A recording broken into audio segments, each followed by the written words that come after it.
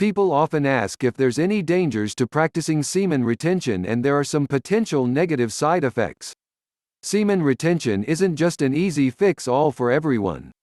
There's some certain dynamics that happen when you start to retain your sexual essence that you really need to be aware of so you don't amplify negativity in your life. It's important to understand that when you're practicing semen retention, you're simply building up sexual energy. You're simply adding more fuel to the gas tank. This isn't inherently good or bad.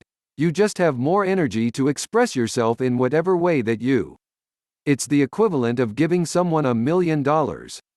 Does that suddenly make them a good person, or fix everything for them? Definitely not. Some people are going to do amazing things with that money. Some people are going to improve themselves, improve their community, and change the world. Some people are going to do horrendous acts with it. It's the same thing with semen retention. It makes you more of who you are. So if you're not doing the work to improve and cultivate yourself to find harmony and balance, you start throwing gasoline on and you're likely going to run into some problems. The path of sexual kung fu is a path of heightened evolution, of accelerated growth and empowerment. It's really about becoming a master of your internal world so that you can master the external world as well. If you're not doing the inner work when you're practicing retention, you can really start to amplify imbalances within yourself.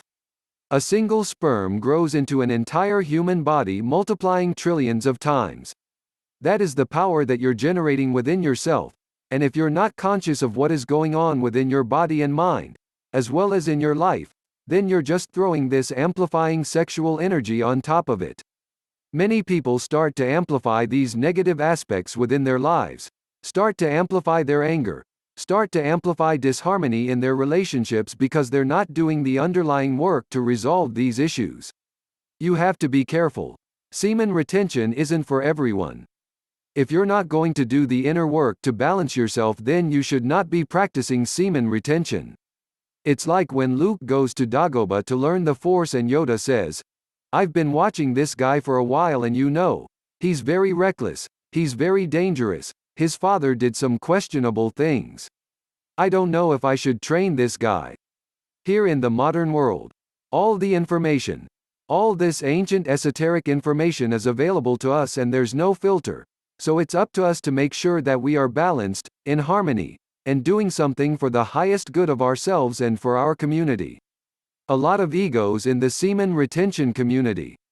It's easy to do this just because you want to attract women, or to make more money, to be a really cool guy who everyone wants to be with. But what do these things really matter when you're at the end of your life? When you're laying on your deathbed, none of these things are going to matter. They're all going to dissolve, so what have you actually accomplished? Semen retention really means is cultivating this energy, transforming it into a spiritual energy, transforming into kindness, generosity, growth, and abundance to make the world a better place than it was before you got here. One of the major issues that men run into when they're practicing semen retention is stuck energy. Stagnant energy. As you build up this huge reservoir of sexual energy, if you're not doing internal practices to circulate it, it's going to get stuck. It's going to create blockages in your body, blockages in your psyche and the way that you express yourself. The most common way this manifests is premature ejaculation because your balls are a loaded gun ready to go off at the slightest touch. Also common are feelings of frustration and irritability, often sexual frustration, excessive horniness, becoming a bit of a sexual predator type, just being a very angry and irritable person. If you say that you feel so angry and irritable when practicing semen retention, this means that your energy is stuck. They're not moving that energy, they're not transforming it. It doesn't do you very much good just sitting stuck in your balls. You need to move that energy throughout your body through internal exercises.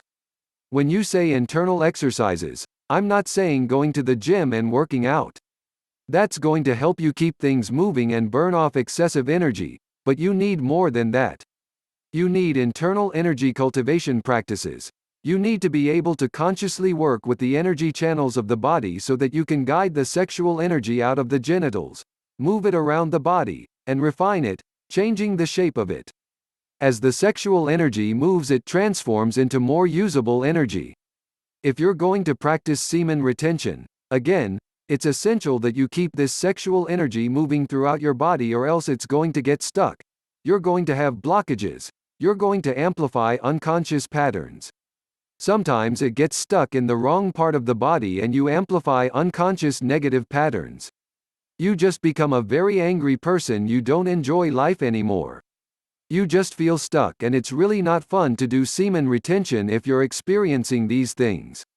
It's just really not enjoyable, and you'd be better off having an ejaculation here and there to balance yourself out. This is why if you're practicing semen retention, you need to keep that energy moving.